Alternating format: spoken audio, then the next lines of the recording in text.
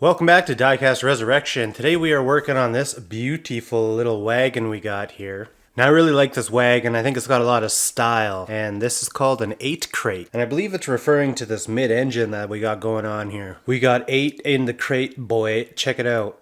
So this is a kind of an interesting model where it's a mid-engine wagon. I like the concept. I'm going to keep the motor in the back there, but I am going to do something a little bit different with the top of this glass, I think. But other than that, a nice set of wheels and a nice classic style paint job. I kind of want to do a two-tone. I was thinking color on the bottom and then white. And then there's a little bit more color on the roof. It'll kind of have like a Bel Air vibe. I think we're going to do that today. We'll just style this thing up a little bit. Beautiful. That was a perfect drill. I like it when they go nice and smooth like that. So then this should just pop off beautifully. This one's tight. Hell yeah, look at that. It's all one piece. What a cool unit. She's tubbed out. Click, click, click, click, click, click, click. So I'm thinking what I'm going to do with this glass actually. So I think what I'm going to do on here is we're going to paint this top area gloss white so it actually looks like a metal roof again. I'm going to leave the intake, obviously, because I'm okay with the engine being in the back. I definitely don't want to cut the engine out of the interior and have a big hole because you can kind of see in there. So I'm going to just leave that part alone, but I do want to paint this top so it doesn't look so out of place like that. Alright, so I gotta figure out some wheels for this project and get the paint stripped off here. So I put this in my little jar of stripper. There's probably about a tablespoon left in there, but that has enough vapors to still strip these cars, so that's pretty crazy. I think I've been kind of wasteful. I've been worried about how clean that stuff looked on camera. So I went through that can a little bit quicker than I should have, so I know better for next time. It's a little expensive, about $90 a can, so.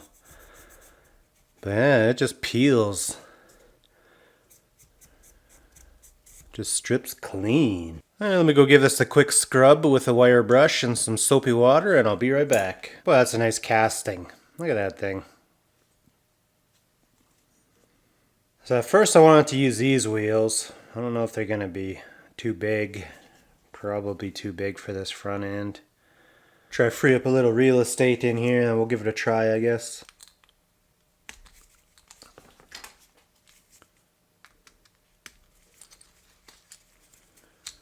Boy, this thing's a little tricky to get together, apparently. It's like a Chinese puzzle back here. There we go. Well, they're definitely big enough. The back's actually like tubbed out. Like for real. Like tubbed. Front, you know, I could probably even get it in there and I even think it'll rotate. I think we're gonna make it work. I think it'd look real schmexy. Sweet, so I'll give that a try. See if I can't fit those in there. It's cool because I've been waiting for a project for these. They've just been a little bit too big for everything. These look like M2s, but they're a knockoff. Really tough to get these wheels off these axles. You see these shafts are all bent up, so I gotta find some different axles to use. Looks like I'm gonna use green light axles this time. So that seems to be fitting nice and snug. A little bit of glue would just help them along. So if you ever have these kind of axles like this where you like literally bend the shafts trying to get them out, usually a little bit of heat helps release these things. So I'll show you what I do. Normally, this, I don't know why I reefed on this so hard, but so the way I get the heat on there is I'm going to use my little Dremel cutting disc and I'm just going to cut on the shaft right next to the wheel, but I'm not going to go all the way through. I'm just going to do that until it gets hot and then I'm just going to pull that axle out. It's a little trick I've been using for a little while, so let's try it out here.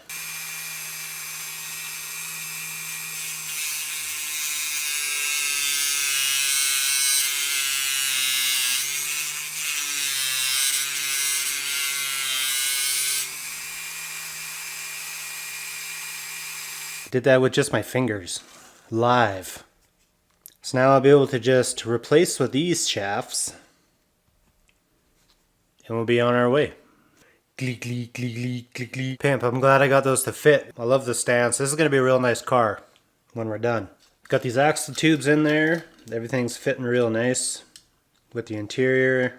So that's pimp. We can start talking about some paint now, I think. Initially, what got me into this project, again, was Instagram. And that's usually where most of my project ideas come from. This is pretty much what I had in mind. I even like that it has this panel on the roof where it's a different color, so that kind of works for us. So I think I want to kind of do a copy of this paint job with this kind of creamy yellow and some white. We already got the big rims. So that's the plan. If we got this on the bench when we're done today, I'll be happy. But it's got to be nice and glossy and beautiful. So that's what we're going for. So maybe let's try mix up a little paint here.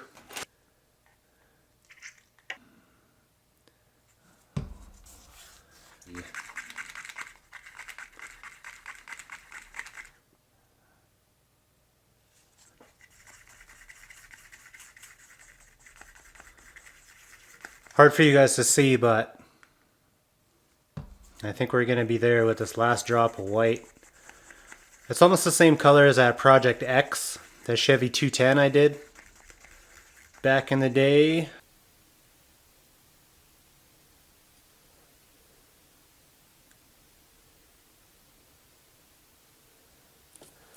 There.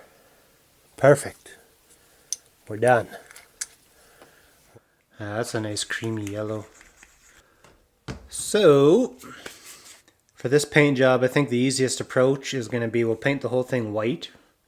I'll probably just do some taping and then I'll spray on some yellow and then we'll clear coat the whole thing. I don't think I need an intermittent clear coat this time. Since I'm just doing yellow on top of white, we shouldn't have any problems with bleeding or anything. So I think we'll just give it a shot. Just make sure everything's nicely scuffed so we get a real nice bite on our base coat.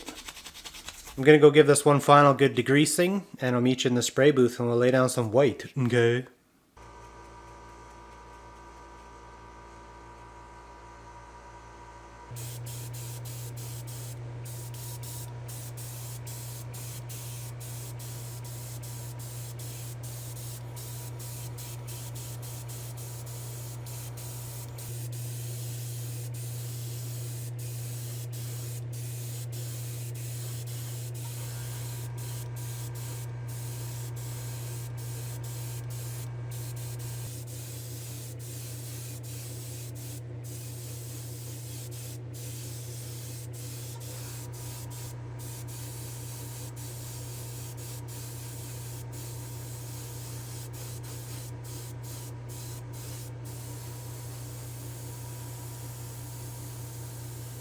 Alright, here's our little Ford. We'll just get her up on the old stand here. I have to turn my ISO down so we can actually see what we're doing here. Let me get my tape. I guess we could just... It'll be fine. Something like that.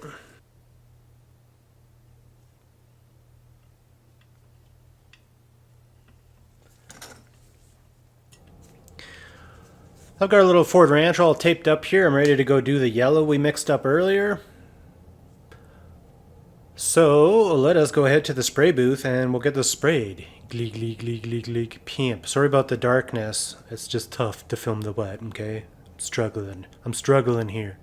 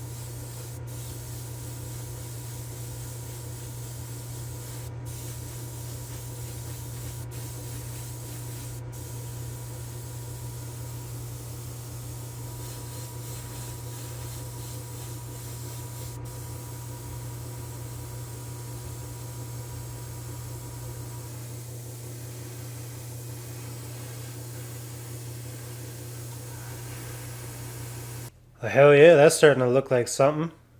Sweet. It looks real good. I even like how creamy the yellow looks. So I think that is the look I wanted to achieve. Initially when I started this project, I wanted to sand the paint off of this trim and make like real metal trim, but I'm too scared to do it now.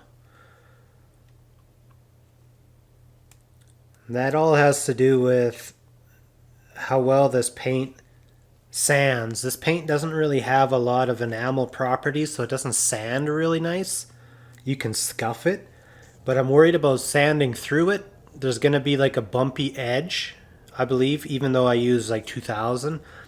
It's just the properties of this paint. So I did it one time on a project I did back in the day when I was doing a video with bare metal.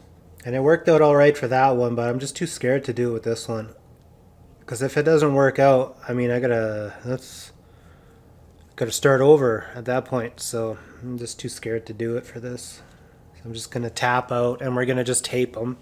When I do risky stuff like that, that's when all of a sudden, you know, you guys don't get a video. Apologies for not being bold.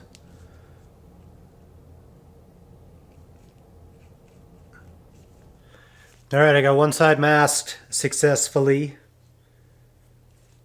So I'm going to do the other side. A little bit tricky because the chrome comes up on top of the fender here. So that's a little bit of a weird transition, both for painting and for style. I mean, like a 1956 Ranch wagon.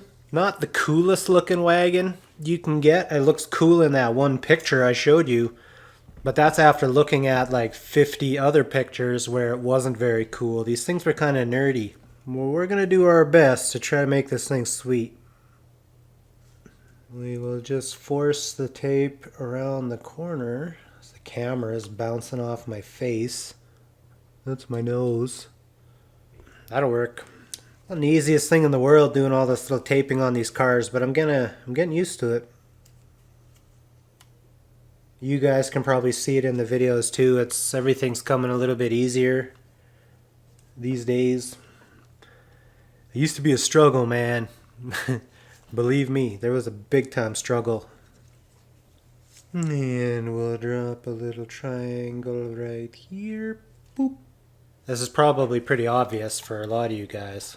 But I just throw a little piece of tape on my mat and I'll just kind of cut out the general shape I need.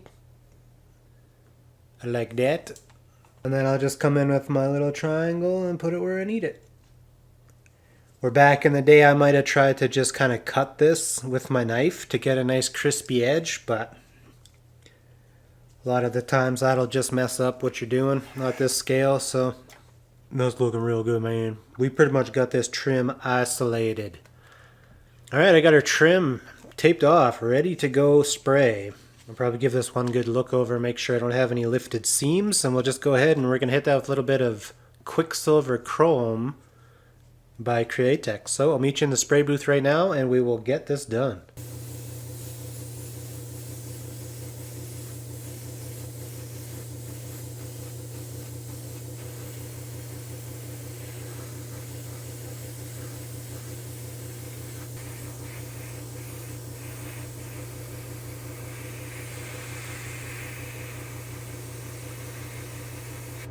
Let's have a look-see here. That Quicksilver by Createx, that paint goes on so nice. However, it needs a whole ton of air to go on. You cannot do any kind of a wet coat with this Quicksilver stuff. I know on my front right fender, I got a little extra burp out of the airbrush. So I am concerned. But we'll have a look. Oh, beautiful trim, eh? Oh. Nice job. Perfect. No problem. Sweet. Got turned out really nice. Kind of a weird transition on the hood, eh? You seeing this? Let me block some of this light. It's the way the chrome goes up there.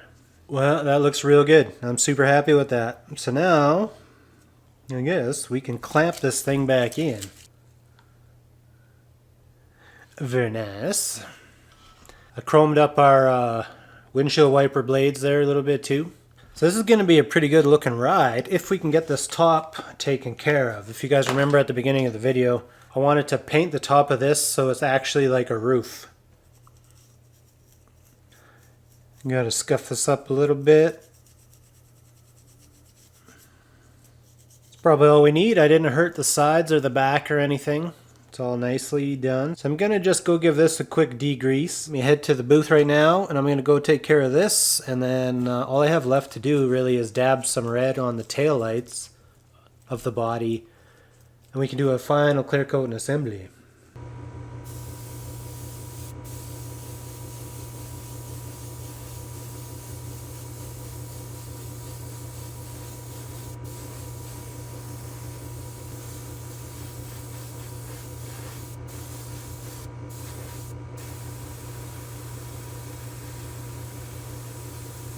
Just ready to do an assembly here. I put this part back in while it was still wet, so I got a real perfect seal. Yes.